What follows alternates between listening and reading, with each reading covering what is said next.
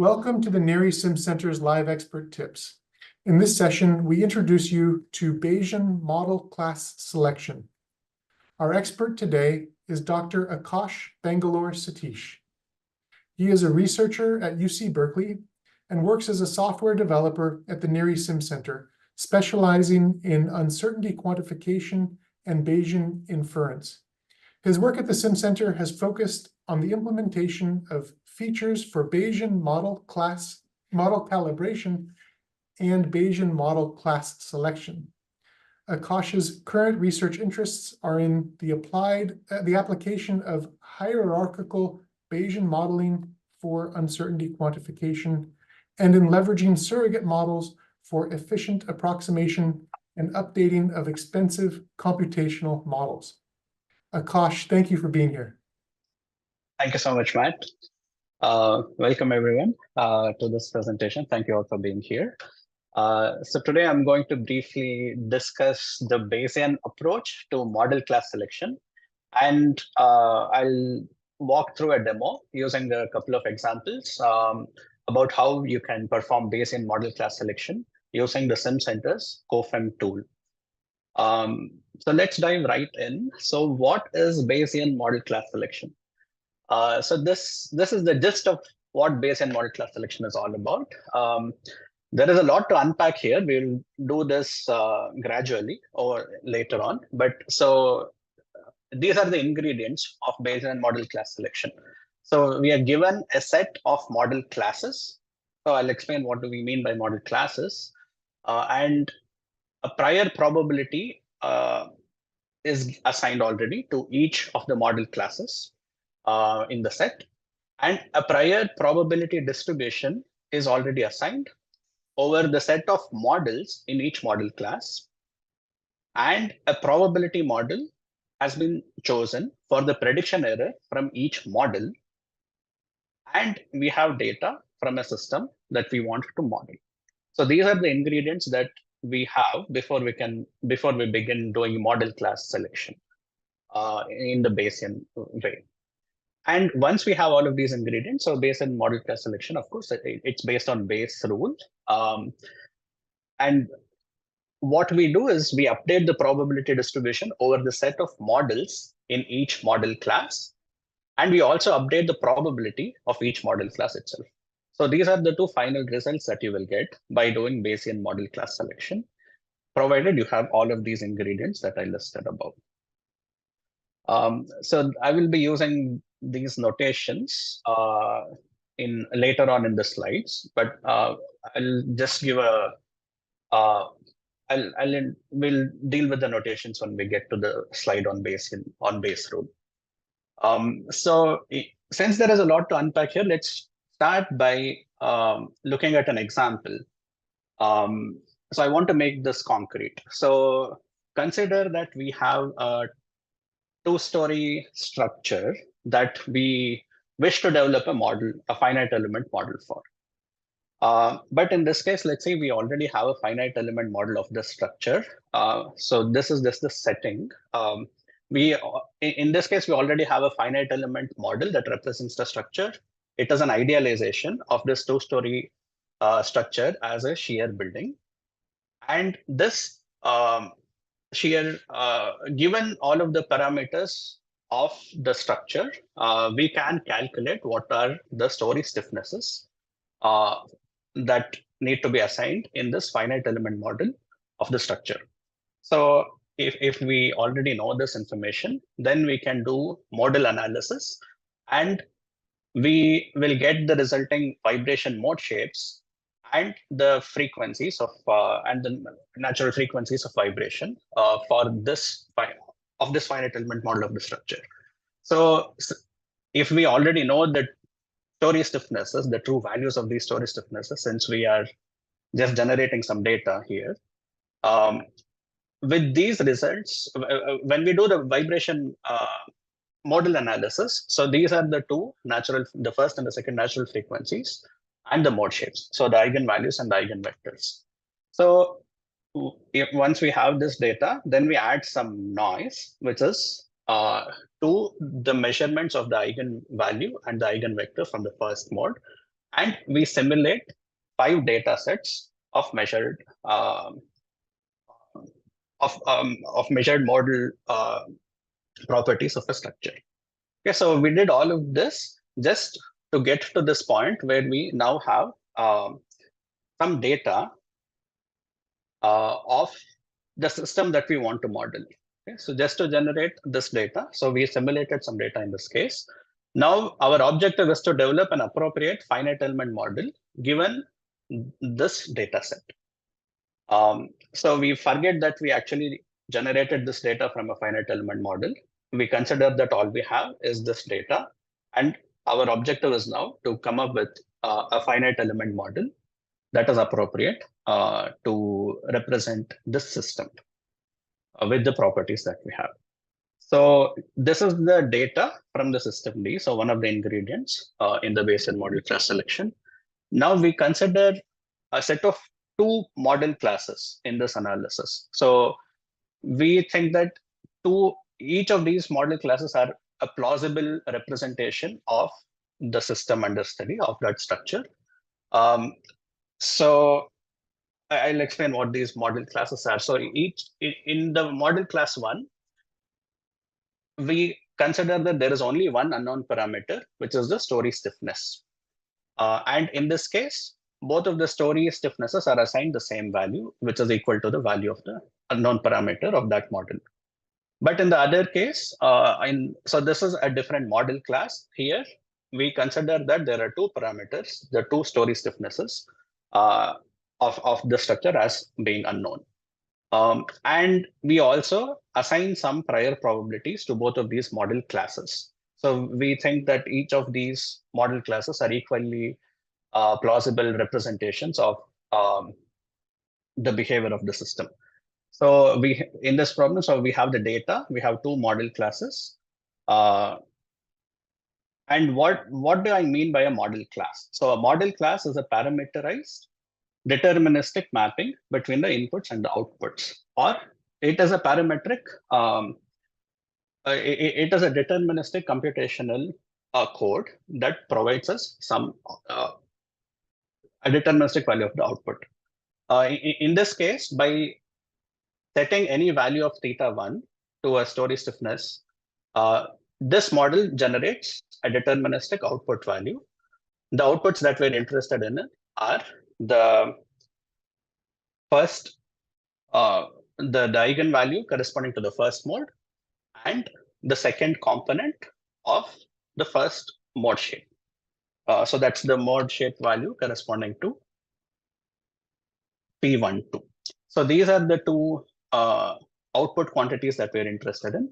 And given any particular value of the input parameter θ1, model class 1 gives us a deterministic output for these 2 quantities. And model class 2, once we specify any value of K1 and K2, also gives us a deterministic prediction of the mode shape and the natural frequency. So why this is a model class and not just a simple model is because we have parameterized this model. So any value of θ1 gives us one realization of a model that belongs to this model class, M1. So that is what we mean by a model class. So any value of the parameter gives us a realization of a model belonging to that model class. So continuing on with this example, so we have now seen what is the data that we have, what are the model classes, what are the probabilities that we choose to assign to those model classes before we do the analysis. And we also needed to assign a probability distribution to the parameters of each of the model classes that we have considered. So in this case, I'm choosing to assume that any parameter value for θ1 from 300 to 1500 is equally likely. So that is given by a uniform distribution. And for model 2, I'm assuming that K1 and K2, the 2 parameters of the model, have a uniform distribution between 300 to 1500. So this is just a histogram. So since essentially, whenever I draw samples from this distribution, there is going to be some sampling variability. But theoretically, the probability density function should have a constant value at 50.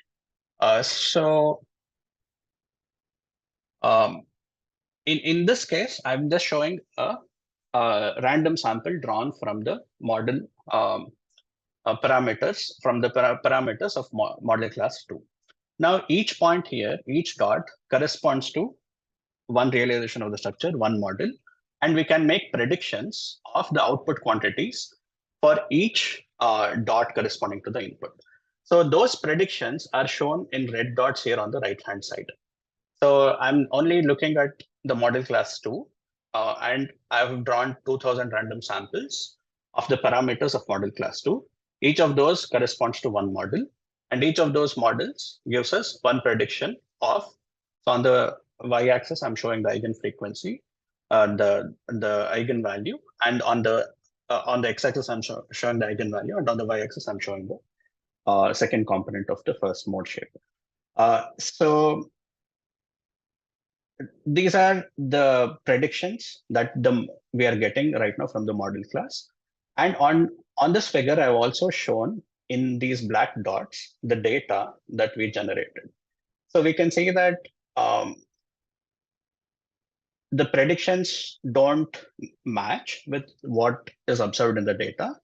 And this is also one thing that Bayesian updating gives us. So one of the two outputs that we get from the Bayesian model class selection is an updated probability distribution for the parameters of each model class.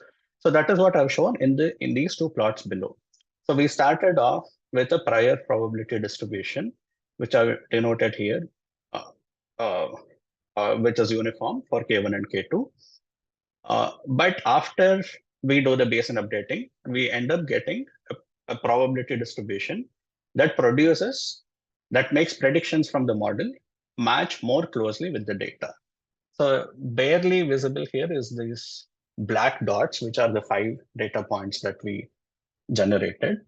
And we see that after doing the Bayesian updating, the set of predictions which correspond to models in this region of the parameter space of this model class produce predictions that align closely with the data that we use. So the way to do this updating is based on Bayes rule. So we start off with this expression and we end up getting the expression on the left-hand side. And the mapping from a particular value of the updating from the prior probability density to the posterior probability density at any particular value of the theta is given by multiplying it by the likelihood and normalizing this by this term in the denominator. So this term in the denominator is known as evidence.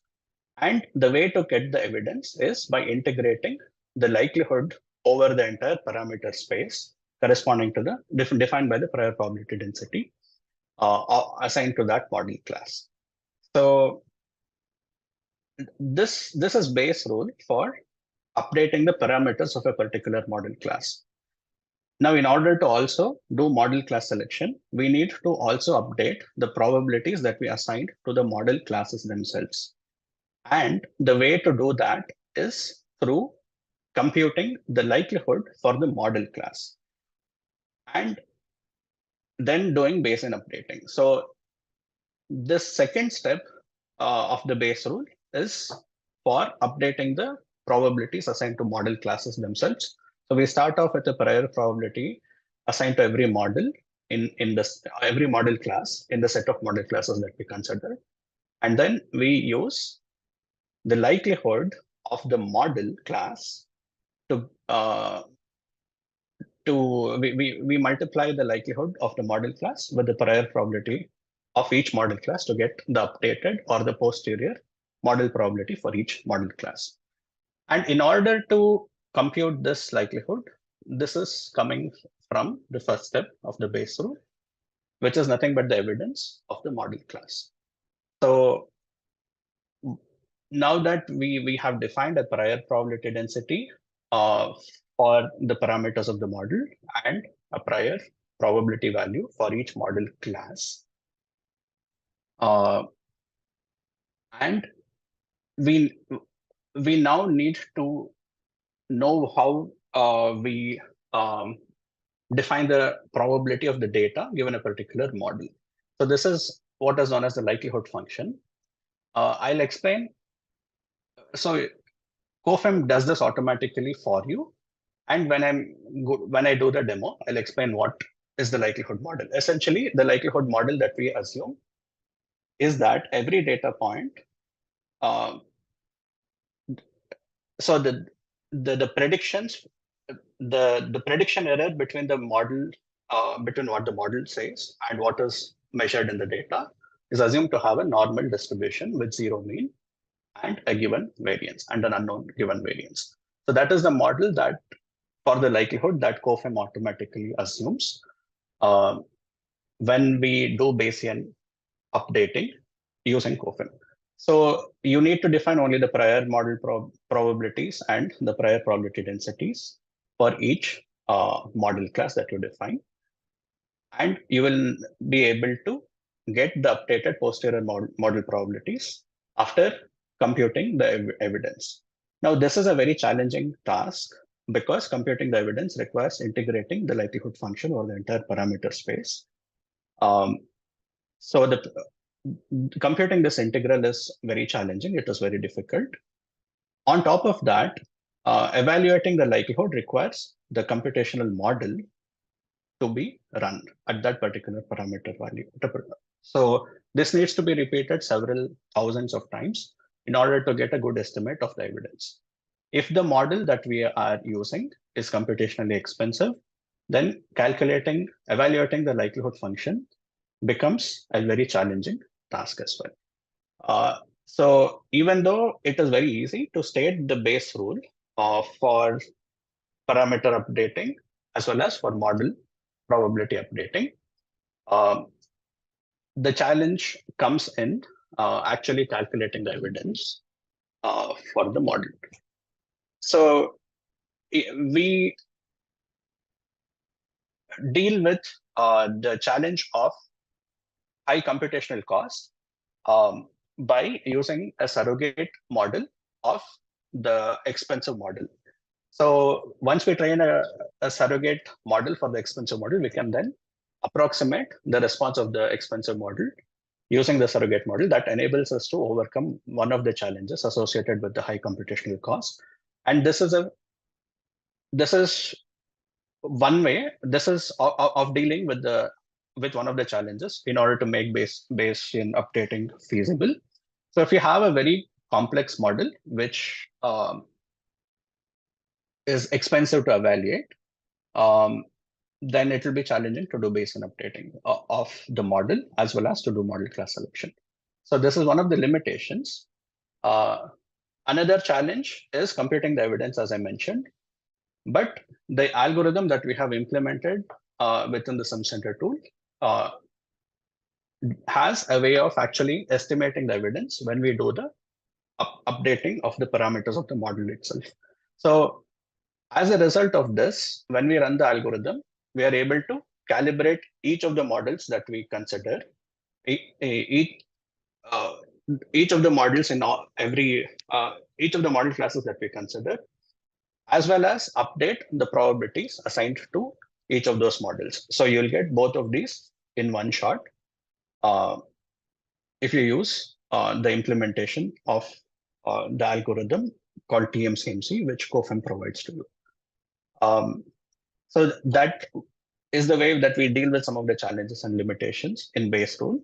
But what are the merits of Bayesian model class selection? So why do we have to go to all of those painful processes of computing the model evidence? So the merit of Bayesian model class selection is that it enforces a quantitative Occam's razor. So Occam's razor is a principle which states that we should use only the simplest possible model that explains the data reasonably well. So we need to balance fitting to the data that we are using by we need to balance the goodness of fit of the data that the model is able to predict in with the complexity of the model that we use. So that is what is known as Occam's razor, and enforcing Occam's razor results in what is known as achieving model parsimony. So parsimony is achieving a good balance between the fit of the model to the data and the complexity of the model. So this is implicitly enforced when we use the Bayesian approach for model class selection. So what this results in is picking the right model of the right complexity among the set of models that we have considered, which does not overfit to the data, so which has good predictive power or generalizability, while still capturing the essence of the response that we want to model, the response of the system that we want to model. So that is the merit of Bayesian model class selection. So that's why it is useful to do Bayesian model class selection. So that was a long-winded introduction to what I want to demonstrate next. So we are now going to follow the steps of Bayes' rule using an example, and we will then see also how to use the tool to solve this example. So in this example, we have cyclic stress strain data that has been obtained by cyclic tests conducted on a coupon from reinforcing steel of grade 60. So that the steel coupon was subjected to a cyclic strain history, which is shown in this figure, and the resulting hysteretic response, the stress strain curve of that coupon is also shown on the right hand side. So this is the data that we have. Now our objective is to propose a model that represents this data well.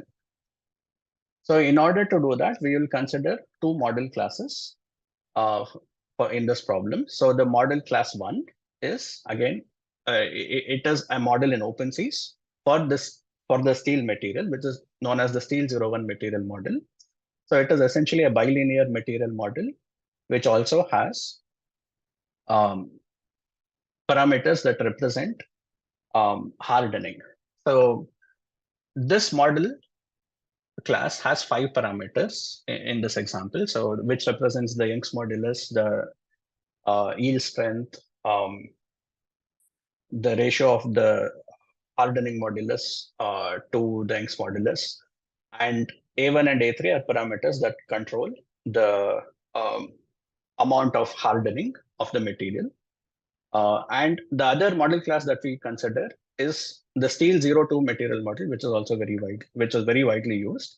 And this material model class has 7 parameters in our example. So in addition to the 5 parameters of the steel 01 model, there are 2 additional parameters which control the evolution of the curvature, of the curvature between the 2 branches of the bilinear model.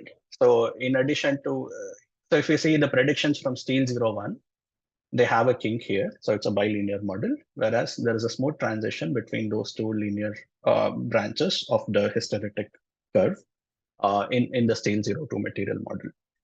So even visually, we might already be able to say that, okay, steel 02 is probably a better model class for this data. Now let's see if that is what actually also comes out of the analysis. So before I get into the demo, so I just want to give a brief introduction to quoFEM. quoFEM is one of the tools that are developed at the SimCenter, and the purpose of quoFEM is to advance the use of uncertainty quantification and optimization within the field of natural hazards engineering. So in order to use this tool, the starting point is to have a user-specified computational model for the system that you're interested in modeling.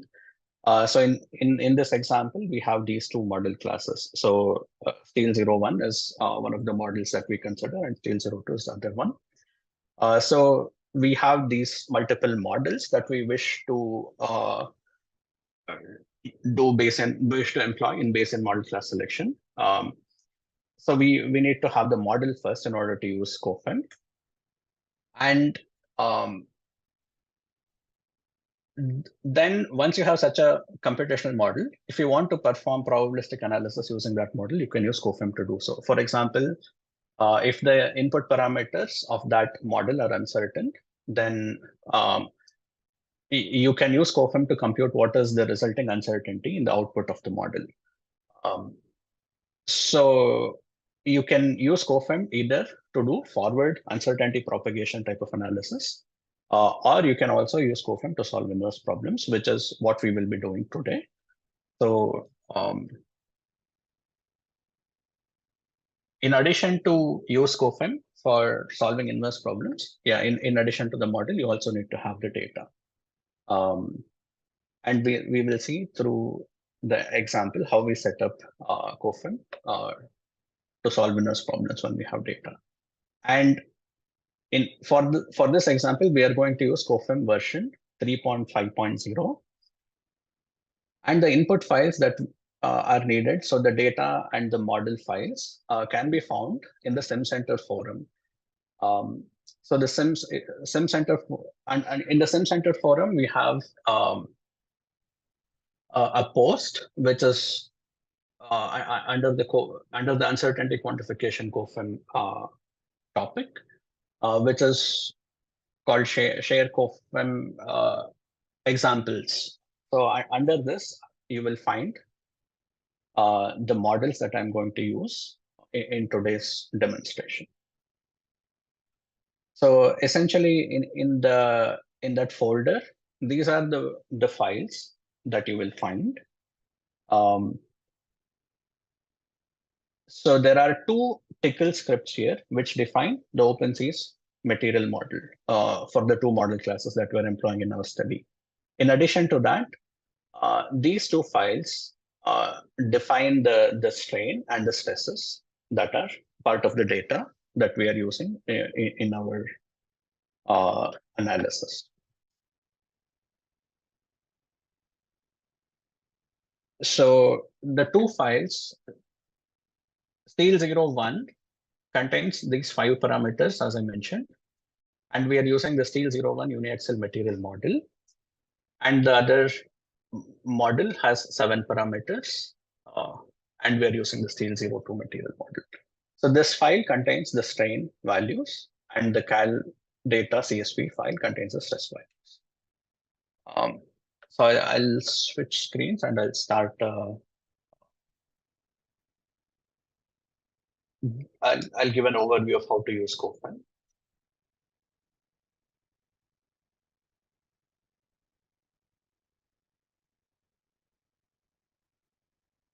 Matt, do you see quoFEM? Yeah. Okay. So I've already opened the application tool quoFEM. So if you have not used quoFEM before, so if you search for NHERI SimCenter quoFEM, you will find the tool. I think Matt has also shared a link in the chat where you can find a link to quoFEM's homepage. So there are 5 panels in the quoFEM toolbox where the user needs to enter some inputs in order to run a UQ or an optimization analysis. So I'll walk through these 5 panels one by one. So the first panel is where you define the UQ algorithm, the UQ, where you set up the UQ analysis that you want to run. So there are several options. So you can do either forward propagation, as I mentioned. So there are a few options for running forward propagation, or doing deterministic calibrations, or Bayesian calibrations, or optimizations, so solving inverse problems. And quoFEM also has capabilities for developing surrogate models. So for this example, we will select the Bayesian calibration option. And there are three algorithms that are supported in quoFEM for Bayesian calibration. So they are provided to the SimCenter tools through two different UQ engines. So Dakota is one, and for this for this example, we will be using the UCSD UQ engine, which has two algorithms. So it has support for either a hierarchical model or a non-hierarchical model. In our case, we are having a non-hierarchical model in this example. A hierarchical model is used in order to quantify also the aleatory uncertainty or the variability, which we are not doing in this case. So in this example, we will select a non-hierarchical model. And in this panel, the inputs that you actually need to enter in order to set up the algorithm for doing Bayesian updating is you have to select how many samples you want to draw from the updated posterior probability distribution of the parameters of the different model classes that you will employ in the study. So it is advisable to always use as large a number here as you can. So depending on the complexity of the model, so you do need to use at least a minimum of 100 samples, but it is good practice to use samples of the order of at least tens of thousands. So the more sample values you use here, the more precisely you can estimate the statistics of the output quantities of interest of the output quantities from the model that you're interested in. So you select the sample size you select the number of samples that you want to draw from the posterior. So these are the samples that characterize the updated posterior probability distribution. And then this seed is for ensuring repeatability of the analysis. So if you set the same seed and if you define the same inputs to the analysis, when you run the analysis again, you will get exactly the same outputs. And in this panel, you can choose to enter a calibration data file. So in our example, I'm going to navigate to the same material model file that I have shared. So we will select this calibration data file here. This file contains the data that we will use to update the parameters as well as the model probabilities. And you can leave this log likelihood script option blank. So by default, quoFEM uses a likelihood model, which is a normal distribution with zero mean and independent error components for every component of the residual or the difference between the predictions from the model and the data.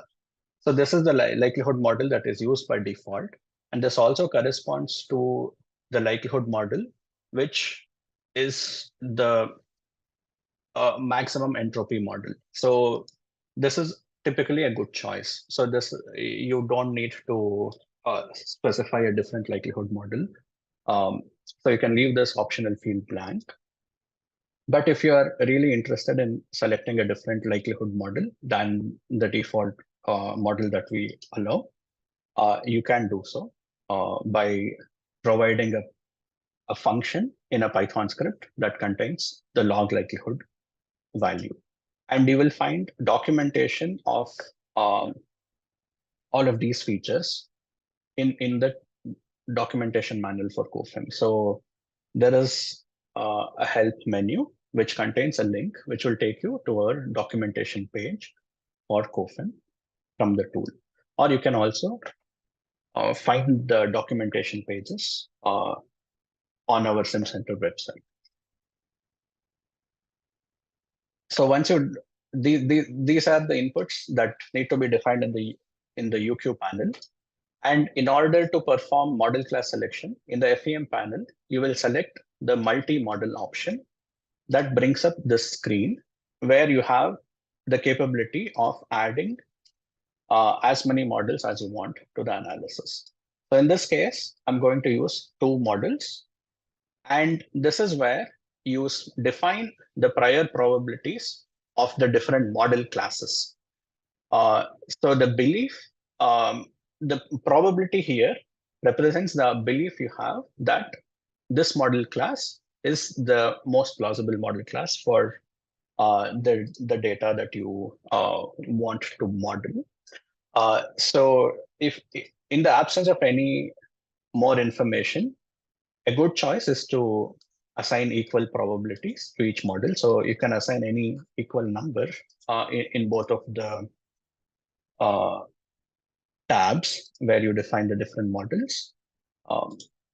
And you will end up getting the equal probabilities to assigned to each of the two model classes that you have considered. Now, within each of these tabs, you can specify several analysis engines. So in this case, we will select, so we support OpenCS or Python or FPV. You can also enter a surrogate model that you have trained using quoFEM as a model. And if you want to use some other analysis engines, you can also do that by selecting the custom option. So in this case, we'll select the OpenCS model, and you will need to enter an input script. So let's do that. So we will select the Steel01 model as the input script for the model 1. And by switching to the tab 2, I will select the Steel02 model. So now we have filled out the different inputs that we need to provide in the FEM panel. And you will see that automatically the RV panel gets populated by a few values. Let me delete everything and start again. So in this,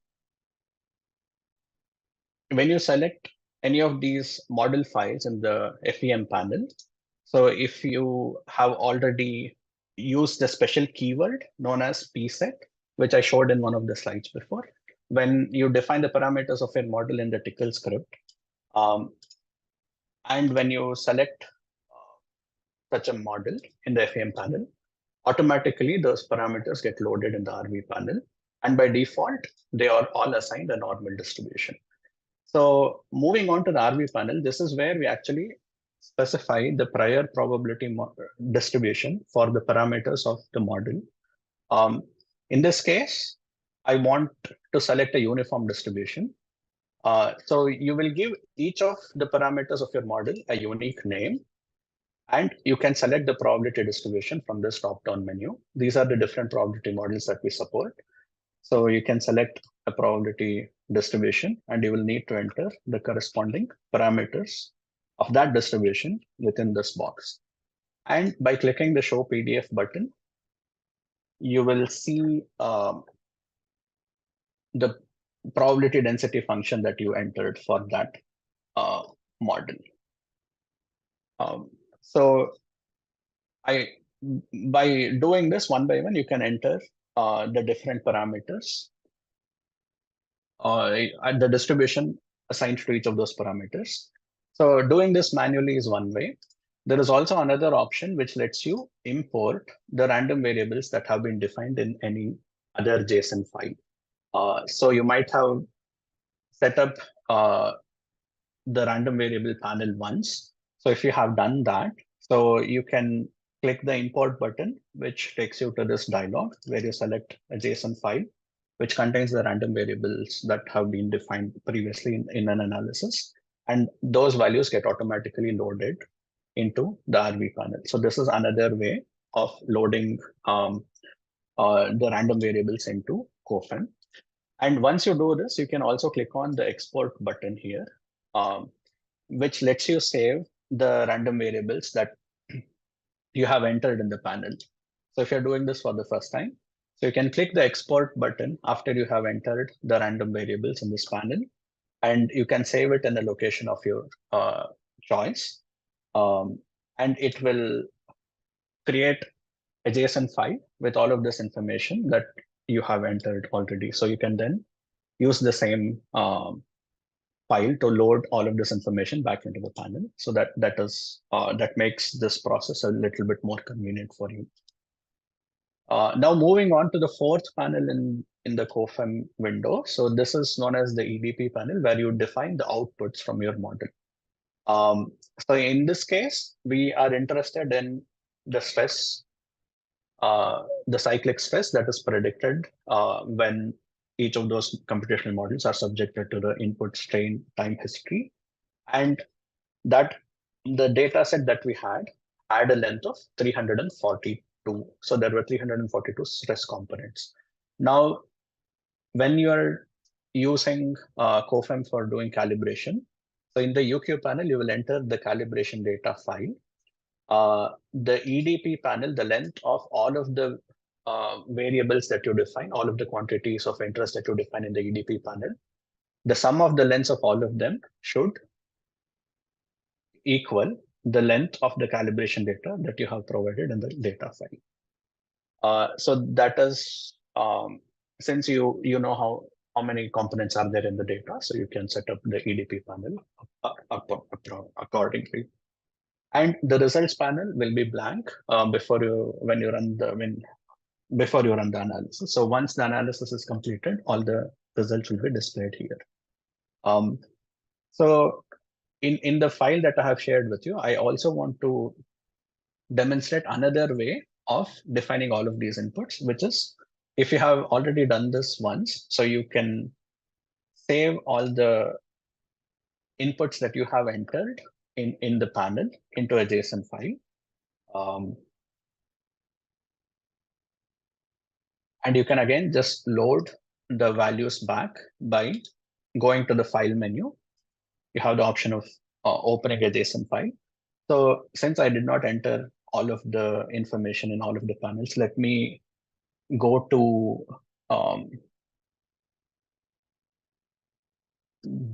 the JSON file that I have shared with you on the SimCenter forum. So by loading that, now automatically all of the 4 input panels get populated. And once you have set up the analysis, you can click on the run button to start the analysis. And there is also another option that quoFEM provides you. So we give you seamless access to high performance computing facilities at DesignSafe. So all you need to do this is to have a DesignSafe account. So if you have a DesignSafe account, you can log into your DesignSafe account. And then you will be able to submit the jobs that you have set up in quoFEM to run on HPC resources provided to you at DesignSafe.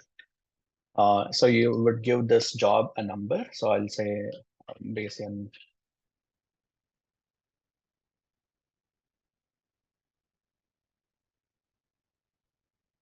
So you will need to specify how many nodes you want to use in the high performance computing facility.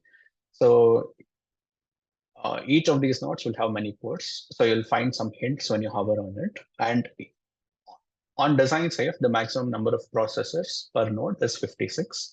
So you can select up to 56 processors per node. And you have to select what is the runtime that you require for your analysis job to finish. So you need to be careful when you define the maximum runtime, because your jobs will be killed when the maximum runtime is reached. So it is good practice to first do a test run with locally on your machine to find out how long a particular model evaluation takes. And then you can estimate for how many nodes and the number of processors that you have selected here, what is the maximum runtime that you require for your job. So once you define the number of nodes and the processors, so the product of these number of nodes and the processors, that many model evaluations will run in parallel. So you can use that information to calculate what is the maximum runtime that you need to request. So once you have set up this panel, you click the submit button, and this job gets sent to DesignSafe's job queue, and you you will see that after a while, so the job gets queued and the job starts running once you reach once it is picked up by the supercomputer from the queue. So while this analysis is running, I had already previously run this analysis and had downloaded also the results from that previous run onto my application.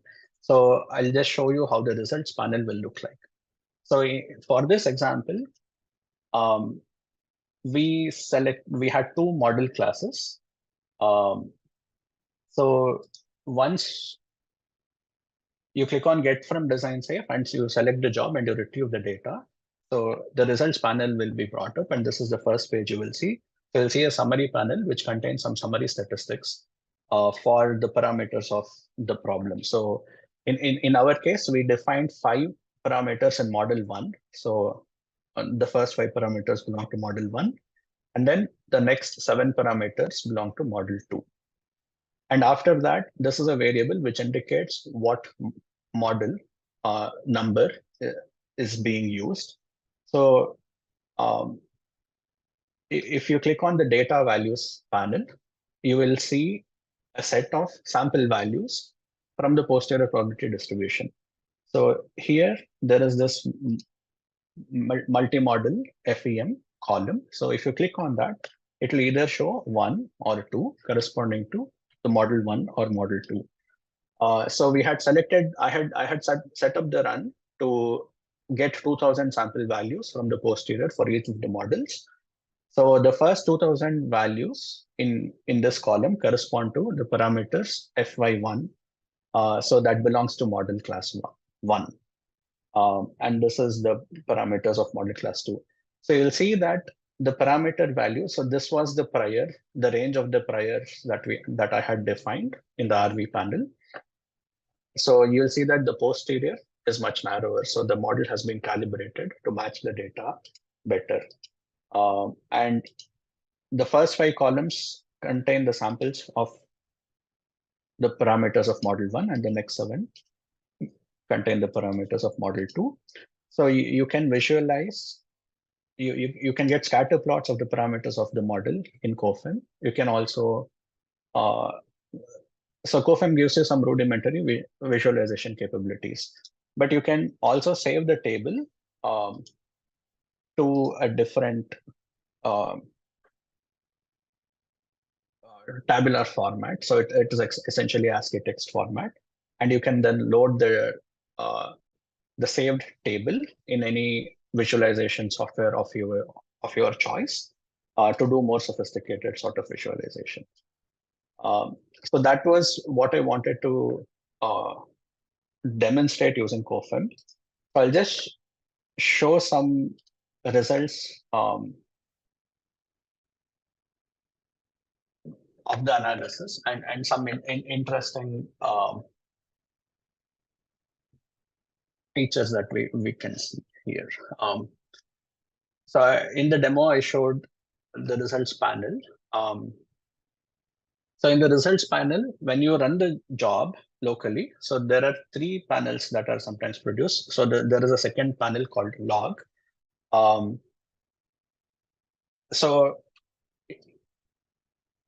on the summary panel and the data values panel, you will find the sample values from the posterior probability distribution. But in order to also see what are the updated model probabilities, you'll need to take a look at this file, which is known as the log file tmcmc. So when you run the job on your local work directory, you will find this file known as the log file tmcmc. At the end of that file, you will see the updated posterior model probabilities. So in this case, we see that of the 2 model classes that we had considered, the Steel 01 had a model updated posterior model probability of very close to 0, and Steel 02 had all 100% updated posterior model probability. So even though we started with sorry to interrupt. We see the summary tab on Oh, QuoFEM's page. oh, okay.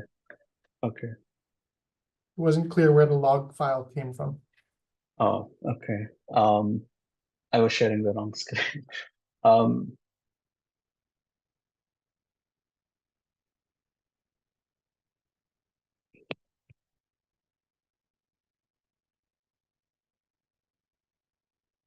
Okay.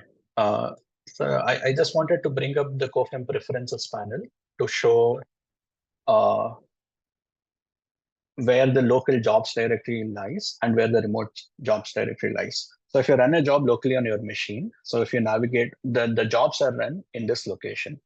So you can navigate to this location on your machine. So let me quickly bring that up.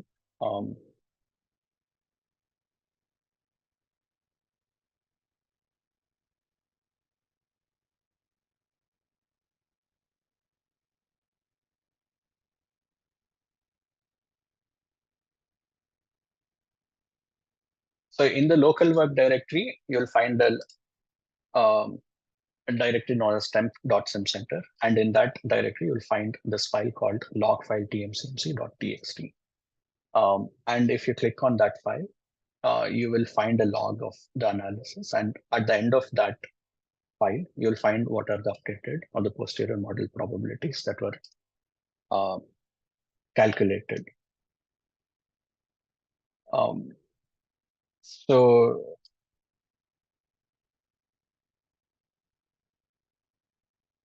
that was the objective. So we ran the analysis in order to see which of those two model classes is more plausible. And Matt, do you see my slide screen now? Yeah. And we noticed that the Steel 01 model had close to 0 model probability, and Steel 02 had a much higher model probability. So this is because, as expected, like Steel 01 cannot model the curved transition from the elastic response to the inelastic response, which the Steel 02 model can handle better. So we see that quantitatively we were able to also get back what we might have expected. Now this is the log file for the first example that I used to motivate this problem. So this is for the 2-story shear building, so modeled as a 2-degree of freedom structure.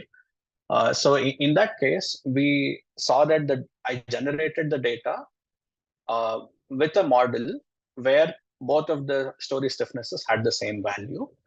And we did the model class selection by considering 2 model classes, where the first model class had the same story stiffness, while the second model class had 2 different story stiffnesses. So we see that in that case, the model class 1, which is the model with only 1 parameter, has updated on the posterior model probability of about almost 85%. And the second model class has updated a model probability of around 15%. So this results like this are indicative of situations where there is, in your work, you might encounter situations where there is a high amount of modeling uncertainty. So you might not know what is the right parameter value of any model class. But on top of that, you might also not know which is the appropriate model class that needs to be used. So by doing this analysis in quoFEM, so you get the updated posterior model probabilities as well as values of the parameters of each model that are calibrated to capture the data that you had used to train the model well. So to summarize, yeah, we had set of model classes. We had prior probabilities of each model class. So we saw how to define that in the FEM panel in quoFEM. And even defining the model classes is done in the FEM panel of quoFEM by selecting the multi-model option. And we defined a prior probability distribution in the RV panel for the parameters of each of the model class.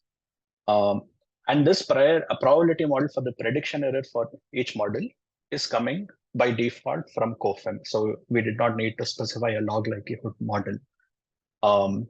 And the data. So you had to provide the data in the UQ panel of quoFEM. So given all of this, quoFEM returned to you samples from the updated probability distribution.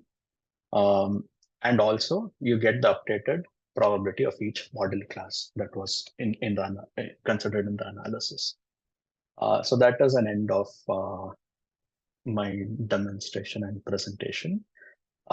So in order to, I mentioned that for uncertainty quantification and even for Bayesian calibration, if the model is expensive, it is very challenging. So even with high performance computing resources, we will not be able to do the number of calculations necessary to calibrate these models.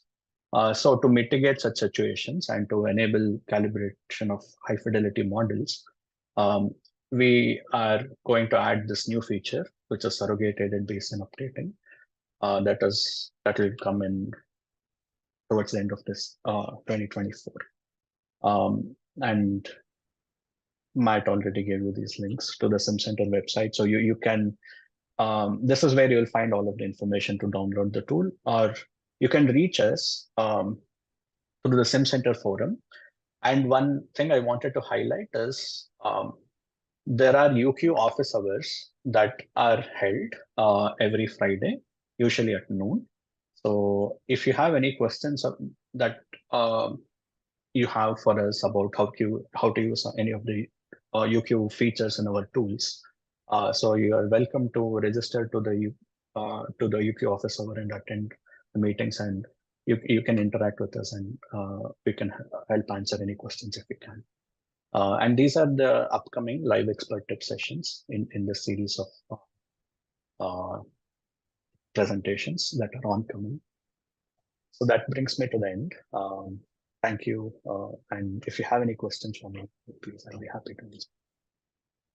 Thank you, Aakash, very much for the presentation, for introducing Bayesian model class selection, as well as introducing SimCenter's quoFEM application.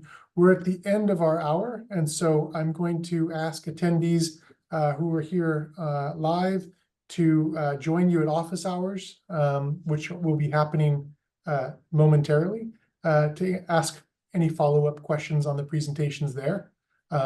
I'll share a link in the chat shortly for those of you who can join those office hours. But Aakash, again, thank you very much for the presentation. It was very informative. This brings us to the conclusion of our live expert tips. Thank you for joining, and thank you, Aakash, for sharing these other upcoming events.